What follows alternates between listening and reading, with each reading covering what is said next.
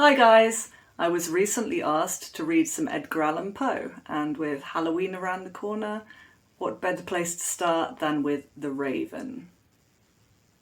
Once upon a midnight dreary, while I pondered, weak and weary, over many a quaint and curious volume of forgotten lore, while I nodded, nearly napping, suddenly there came a tapping, as of someone gently rapping at my chamber door. "'Tis some visitor," I muttered, tapping at my chamber door. "Only this, and nothing more." Ah, distinctly I remember, it was in the bleak December, and each separate dying ember wrought its ghost upon the floor. Eagerly I wished the morrow. Vainly I had sought to borrow from my books surcease of sorrow, sorrow for the lost Lenore, for the rare and radiant maiden whom the angels name Lenore, nameless here forevermore. And the silken, sad, uncertain rustling of each purple curtain thrilled me, filled me with fantastic terrors never felt before, so that now, to still the beating of my heart, I stood repeating, "'Tis some visitor entreating entrance at my chamber door, some late visitor entreating entrance at my chamber door. This it is, and nothing more." Presently my soul grew stronger, hesitating then no longer. "Sir," said I, "or madam, truly your forgiveness I implore, but the fact is I was napping, and so gently you came rapping, and so faintly you came tapping at my chamber door, that I scarce was sure I heard you. Here I opened wide the door. Darkness there, and nothing more." Deep into the darkness peering, long I stood there, wondering, fearing, doubting, dreaming dreams no mortal ever dared to dream before. But the silence was unbroken, and the darkness gave no token, and the only word there spoken was the whispered word, "Lenore." This I whispered, and an echo murmured back the word, "Lenore." Merely this, and nothing more.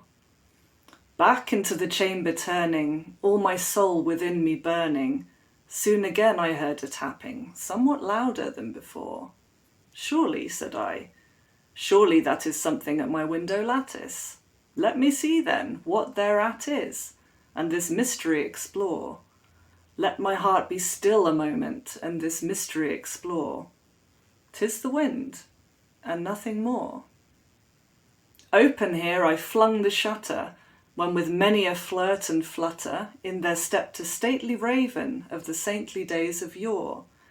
Not the least obeisance made he, not a minute stopped or stayed he, but with mien of lord or lady perched above my chamber door, perched upon a bust of Pallas just above my chamber door, perched and sat, and nothing more. Then this ebony bird, beguiling my sad fancy into smiling, by the grave and stern decorum of the countenance it wore, "Though thy crest be shorn and shaven, thou," I said, "art sure no craven, ghastly, grim, and ancient raven, wandering from the nightly shore. Tell me what thy lordly name is on the night's Plutonian shore." Quoth the raven, "Nevermore." Much I marvelled this ungainly fowl to hear discourse so plainly, though its answer little meaning, little relevancy bore, for we cannot help agreeing that no living human being ever yet was blessed with seeing bird above his chamber door, bird or beast upon the sculptured bust above his chamber door, with such name as Nevermore. But the raven, sitting lonely on the placid bust, spoke only that one word, as if his soul in that one word he did outpour. Nothing further then he uttered, not a feather then he fluttered, till I scarcely more than muttered, "Other friends have flown before, on the morrow he will leave me, as my hopes have flown before." Then the bird said, "Nevermore." Startled at the stillness broken by reply so aptly spoken, "Doubtless," said I, "what it utters is its only stock and store. caught from some unhappy master, whom unmerciful disaster followed fast and followed faster, till his songs one burden bore, till the dirges of his hope that melancholy burden bore, of never, never more. But the raven, still beguiling all my sad soul into smiling, straight I wheeled a cushioned seat in front of bird and bust and door. Then, upon the velvet sinking, I betook myself to linking fancy unto fancy, thinking what this ominous bird of yore, what this grim, ungainly, ghastly, gaunt and ominous bird of yore meant in croaking nevermore. This I sat engaged in guessing, but no syllable expressing to the fowl whose fiery eyes now burned into my bosom's core.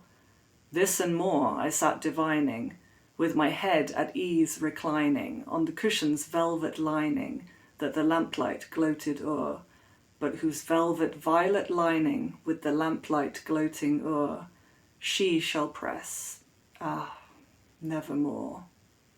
Then, methought, the air grew denser, perfumed from an unseen censer, swung by seraphim, whose footfalls tinkled on the tufted floor. Wretch, I cried, thy God hath lent thee. By these angels he hath sent thee respite, respite and nepenthe from thy memories of Lenore. Quaff, oh quaff this kind nepenthe, and forget this lost Lenore. Quoth the raven, nevermore. Prophet, said I, thing of evil. Prophet still, if bird or devil, whether tempter sent, or whether tempest tossed thee here ashore, desolate yet all undaunted, on this desert land enchanted, on this home by horror haunted, tell me truly, I implore, is there balm in Gilead? Tell me, I implore. Quoth the raven, nevermore.